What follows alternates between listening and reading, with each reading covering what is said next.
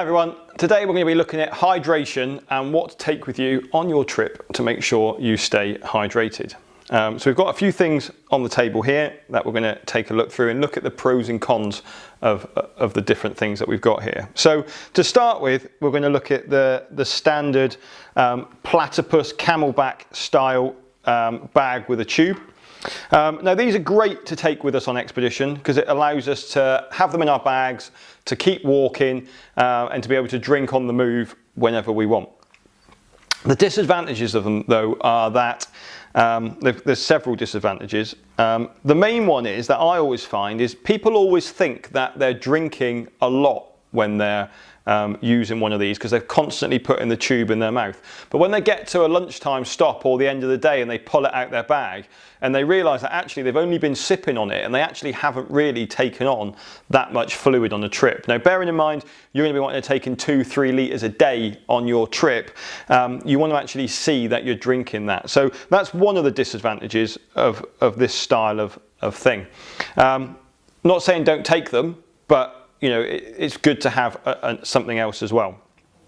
The other disadvantages of these are that if something was to break whilst you were away, you're not then going to be able to fix it. So for example, should the tube break and you haven't got a spare one, then your whole drink system is going to be useless for the rest of your trip.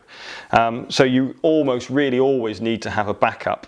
And then finally, the other reason why sometimes these are not great is because especially on trips like Kilimanjaro or Everest Base Camp at the final stages, the tube can actually freeze in the cold and then you won't be able to get any drink out at all. So these are the disadvantages with those. Obviously the advantage is you don't have to stop, you can drink it all the time as long as you keep drinking it.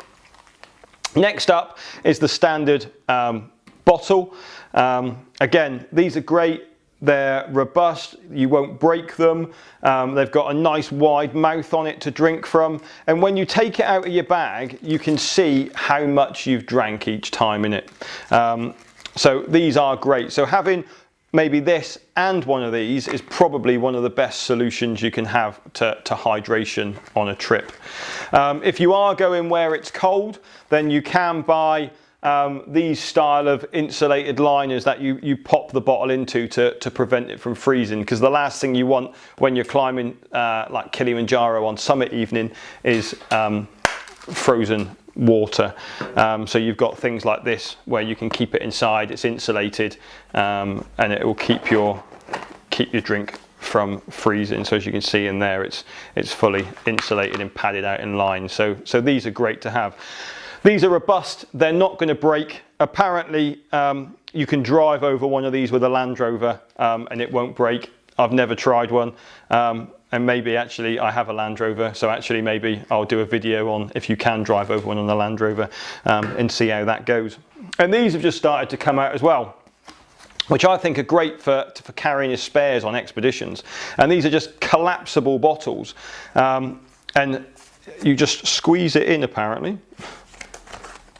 I got it working last night. There we go.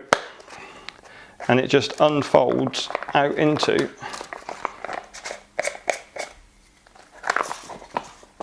a bottle like so.